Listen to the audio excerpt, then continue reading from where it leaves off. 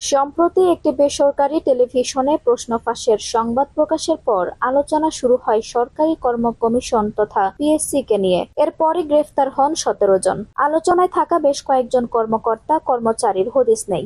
অনেকে দেশ ছেড়েছেন বলে আলোচনা হচ্ছে সামাজিক যোগাযোগ মাধ্যমে। সার্বিক বিষয় নিয়ে গণমাধ্যমের সঙ্গে কথা বলেন পিএসসির বর্তমান চেয়ারম্যান মোহাম্মদ সোহরাব হোসাইন। তার দাবি, বিসিএস সহ বিভিন্ন প্রতিযোগিতামূলক পরীক্ষার প্রশ্নপত্রের সেট আগের রাতে জানা সম্ভব নয়। এটা আল্লাহ ছাড়া কেউ বলতে পারবেন না।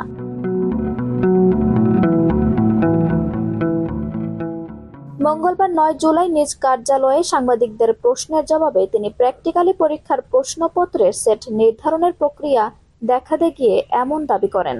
এ সময় বিসিএস সহ বিভিন্ন চাকরিতে নিয়োগ পরীক্ষায় প্রশ্ন ফাঁস যে হয়নি তা নিশ্চিত করে বলতে পারছেন না বলেও মন্তব্য করেন পিএসসি চেয়ারম্যান। তবে পিএসসি থেকে প্রশ্ন ফাঁস করা ভীষণ কঠিন বলেও দাবি করেন তিনি। চেয়ারম্যান সোহরাব বলেন, প্রশ্নপত্রের সেট লটারির মাধ্যমে নির্ধারণ হয়। লটারিতে কোন সেট আসবে সেটা তো আল্লাহ ছাড়া কেউ বলতে পারবেন না। সেক্ষেত্রে প্রশ্ন ফাঁস খুবই কঠিন। তবে প্রশ্ন ফাঁস যে হয়নি বা হতে পারে না তা শতভাগ নিশ্চিত করে বলা যায় না। তিনি আরো বলেন, পিএসসির অধীনে নিয়োগ পরীক্ষার প্রশ্নপত্র যিনি তৈরি করেন তার পরিচয় সম্পূর্ণ গোপন থাকে। ১০ জনের কাছ থেকে প্রশ্ন পাওয়ার পর একদিন মডারেশনের জন্য বৈঠক হয়।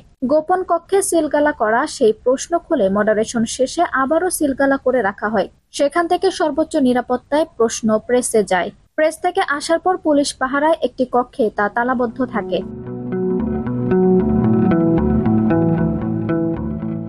তিনি আরো বলেন, পরীক্ষার দিন ২ জন বিশেষজ্ঞের উপস্থিতিতে পিএসসিতে লটারি হয়।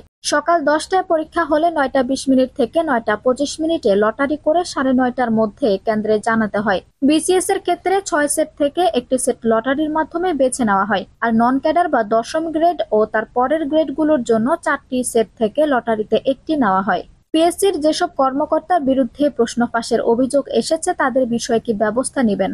এক সাংবাদিকের করা প্রশ্নের জবাবে কমিশনের চেয়ারম্যান বলেন, এখানে ২-১ জন বোধহয় এরকমও আছে যারা আগে এ ধরনের অভিযোগে অভিযুক্ত হয়ে চাকরি হারিয়েছে, আবার তারা চাকরিতে ফিরে এসেছে। অনেকে প্রশ্ন করছে তারা আবার ফিরে এলো কি করে, বা আমাদেরও দোষী করছেন। তারা মূলত কোর্টে গেছেন এবং কোর্ট থেকে ছাড়া পেয়ে চাকরিতে যোগ দিয়েছেন। আর কেউ কেউ আছেন যাদের বিরুদ্ধে এবারই প্রথম অভিযোগ এসেছে। তবে যে মুহূর্তে কোনো সরকারি কর্মচারীকে গ্রেফতার করা হবে সে মুহূর্তে তাকে সাসপেন্ড করা হবে। এ বিষয়ে আমরা প্রস্তুত আছি। আনসুম হক আরবি, টাইম নিউজ ডেস্ক।